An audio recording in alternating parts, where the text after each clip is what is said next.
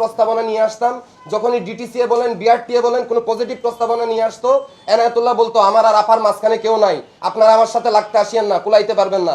এবং আমরা সত্যিই কুলাইতে পারি নাই, এই জন্য আমরা তাদেরকে গণ আন্দোলনের মাধ্যমে দেশ থেকে একেবারে উৎখাত করে দিছি। কিন্তু এই উৎখাত করার পরেও রাষ্ট্রে যে কিছু মুনাফেক আছে, এই যে জামাল কামান মোল্লার মতো কিছু মুনাফেক আছে, যারা হইলো আওয়ামী বিরোধিতার ভং ধরে, আবার হইলো আওয়ামী লীগের ব্যবসায়ীদেরকে আশ্রয় দেয়, তাদের অর্থের জোগাড় দেয়। এরকম আরো আছে, নাবিল গ্রুপ এসালমকে হলো আশ্রয় দিয়েছে, নাবিল গ্রুপ এসালমের যাবতীয় ব্যবসা টিকিয়ে রেখেছে। আমাদের বর্তমান যে অবস্থান সেটা একাধারে আওয়ামী লীগের বিরুদ্ধে। এবং এই যে মুনাফেকগুলো আমাদের সাথে, আমাদের সহযোদ্ধাদের রক্তের সাথে বেইমানি করছে, এদের বিরুদ্ধেও। আর যদি বলেন যে এনায়েতুল্লাহর বিরুদ্ধে আমাদের কিসের রাগ, এনায়েতুল্লাহর বিরুদ্ধে আমাদের যথেষ্ট পরিমাণ রাগ আছে।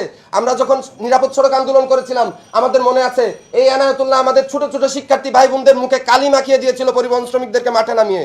আমাদের মনে আছে এই যে জুলাইতে যখন ছাত্র হত্যা হচ্ছে, তখন শেষ দিকে এনায়েতুল্লাহ বিদেশে পালিয়ে গিয়েছিল। সে সবসময় এই খুনি হাসিনা, ফ্যাসিস্ট হাসিনার যে শাসন, সেই শাসনের বিরুদ্ধে সম্মতি উৎপাদন করে গেছে। আমাদের রাগ আওয়ামী লীগের উপর থাকবেই। আমার চোখের নিচে এখনো পর্যন্ত একটা রাবার বুলেট আটকে আছে। আমি নিজে জুলাই আহত হয়েছি, আমার কেন আওয়ামী লীগের উপর রাগ থাকবে না? আমার সংগঠন সক্রিয়ভাবে রাস্তায় ছিল, আমার সংগঠনের কেন আওয়ামী লীগের উপর রাগ থাকবে না? আমরা দেখেছি যে এই রাষ্ট্রের যত সম্পদ, এই রাষ্ট্রের যত রিসোর্স, এগুলোকে কিভাবে লুটে পুটে খাওয়া হয়েছে, এগুলো আমরা চোখের সামনে দেখেছি। এখনো যদি সেগুলো চলতে থাকে, এখনো যদি সেগুলো চলমান থাকে, তাহলে আমরা কথা বলবোই। এবং বর্তমানে যারা পরিবহন সিন্ডিকেটের নামে চাঁদাবাজি করছে, আমরা তাদের বিরুদ্ধে নিত্যদিন কথা বলছি। এমন না যে আমরা রাজনৈতিক পক্ষপাতিত্বের ভিত্তিতে কাউকে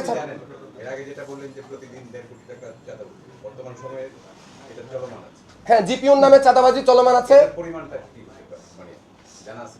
আচ্ছা আমি বলি, আগে হলো দৈনিক 400 টাকা করে তোলা হয়তো, এখন সেটা 600 টাকায় গিয়ে ঠেকেছে। আমি কি এক্সাক্ট তথ্যটা বলতে পারছি আপনাকে? এটা নিয়ে আমাদের স্পষ্ট একটা বিবৃতি আছে এবং আমাদের সাংগঠনিক অবস্থান আমরা এর আগেই ব্যক্ত করেছি এই ব্যাপারটা নিয়ে।